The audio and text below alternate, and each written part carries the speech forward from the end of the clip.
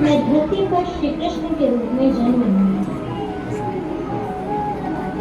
आइए देखते हैं उसकी एक झलक।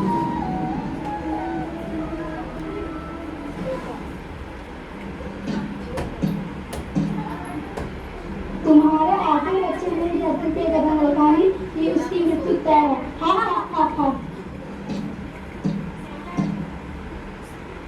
नाथ, एक और चिंता, उसका भी यही भाग्य है।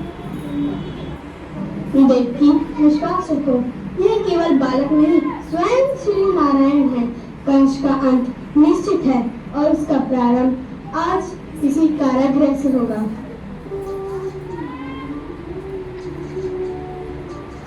नारायण नारायण। देवकी, वासुदेव, चिंता त्यागो। स्वयं भगवान विष्णु ने वचन दिया है, वह अवतार लेंगे और धर्म की स्थापना करेंगे। वह समय आने वाला है।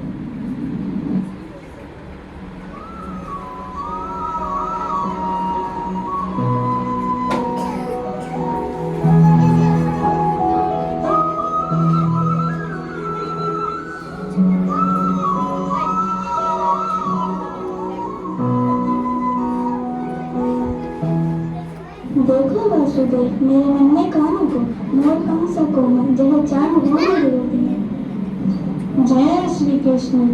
यह केवल हमारे पुत्र नहीं, जग के पालनहार है, कंस का अंत और युगों की आशा। वासुदेव, अब देर मत करो, नन्हे कानों को जल्द से जल्द गोकुल पहुंचाओ। योग माया मार्ग दिखाएंगी।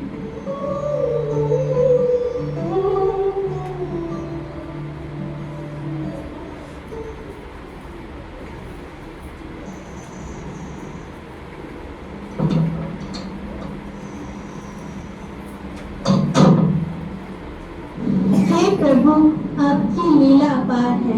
चलो देवकी, मैं अब इसे नंद के घर छोड़ाता हूँ।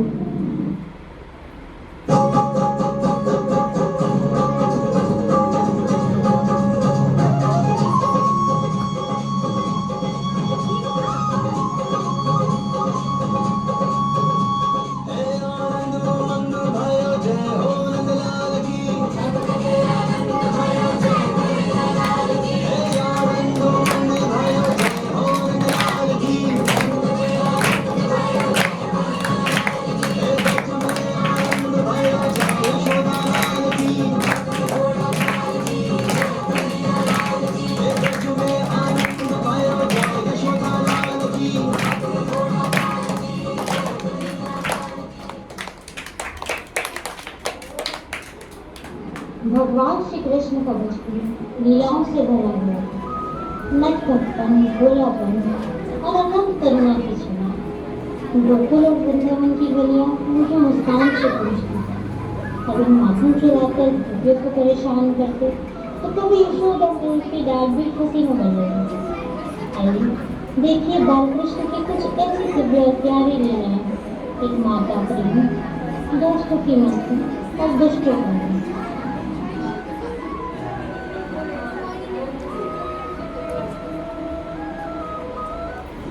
अरे यशोदा लाल, फिर आ गया माखन चुराने। अभी देख, मैं तेरी मैया खबर करती हूँ। यशोदा, यशोदा, देख अपने लाल को। कृष्ण, तू फिर चुरा लाया माखन? मैं तो बस गायों के लिए लाया माँ। गोपियाँ तो मुझसे कहती है कि तेरे खाए बिना माखन फीका लगता है। अब नहीं भागेगा, बैठा रहे और पछताता रहे।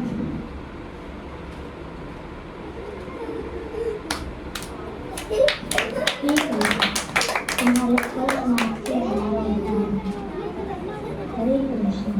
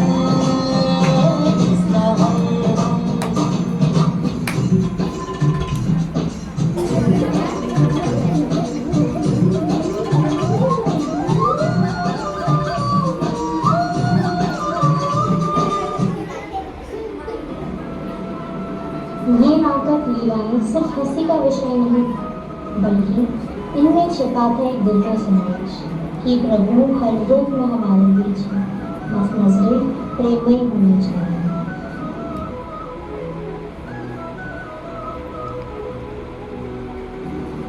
युद्ध भूमि कुरुक्षेत्र, दो महान सेनाएं आमने सामने थी।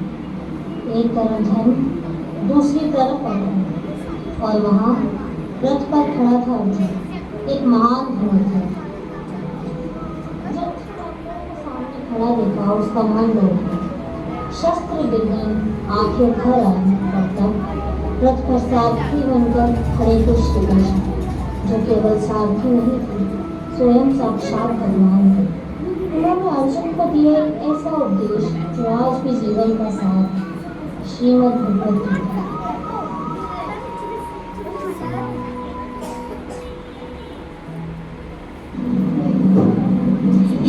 मैं कैसे युद्ध करूं? मेरे सामने मेरे ही गुरु, मेरे ही भाई, मेरे ही संबंधी हैं।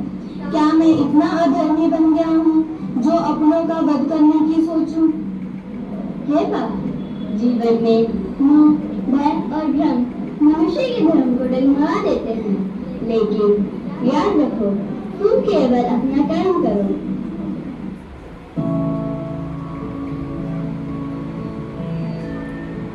कर्मण्येवाधिकारस्ते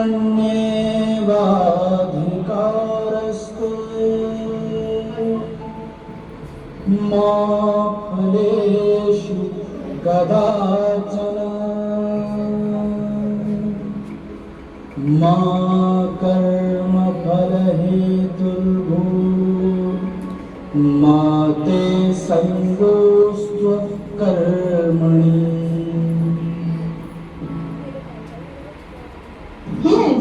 तुम्हारा अधिकार केवल कर्म करने में है, फल पर नहीं। जब तक तुम फल की चिंता में डूबे रहोगे, तब तक तुम्हारा मन स्थिर नहीं होगा। एक सच्चा योद्धा वही है जो धर्म के लिए उठ खड़ा हो। हे माधव, अब मेरे सारे संशय मिट गए हैं। मैं आपके वचनों का पालन करूंगा। मुझे अब धर्म का मार्ग स्पष्ट दिखता है। चलिए, मुझे युद्ध के लिए तैयार कीजिए। अब उठो अर्जुन, और धर्म के इस यज्ञ में अपना योगदान दो। यही तुम्हारा कर्तव्य है, यही तुम्हारा धर्म।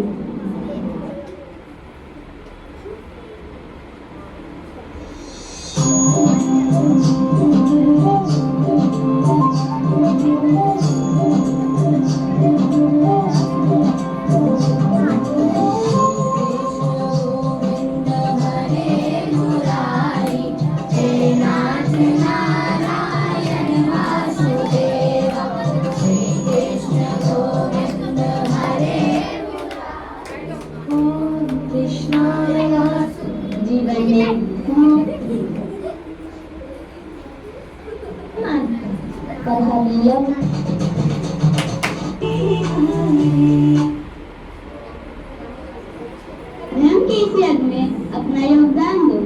यही तुम्हारा कर्तव्य है, यही तुम्हारा धर्म।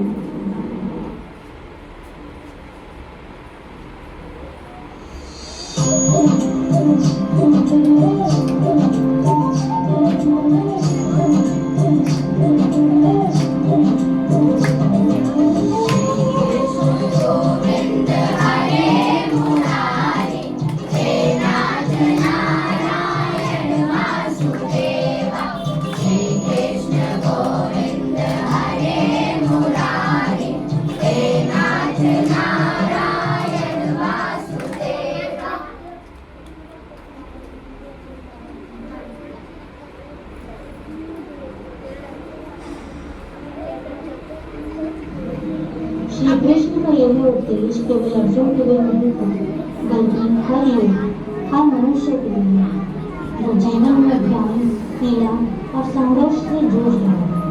हमें बस कर्म करना है, सच्चे मन से, निष्ठा से, और कल भगवान पर छोड़ देना है। यही है श्रीमद् भगवद गीता का सार।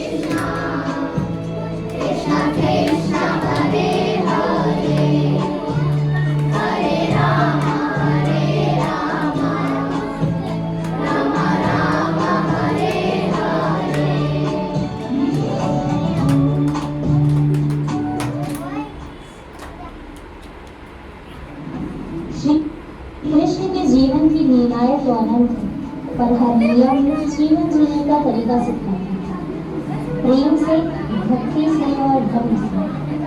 आइए अब हम श्री कृष्ण के बताए मार्ग पर चलें और अपने जीवन को सच्चाई, करुणा और प्रेम से भरें। चलिए मुझे युद्ध के लिए तैयार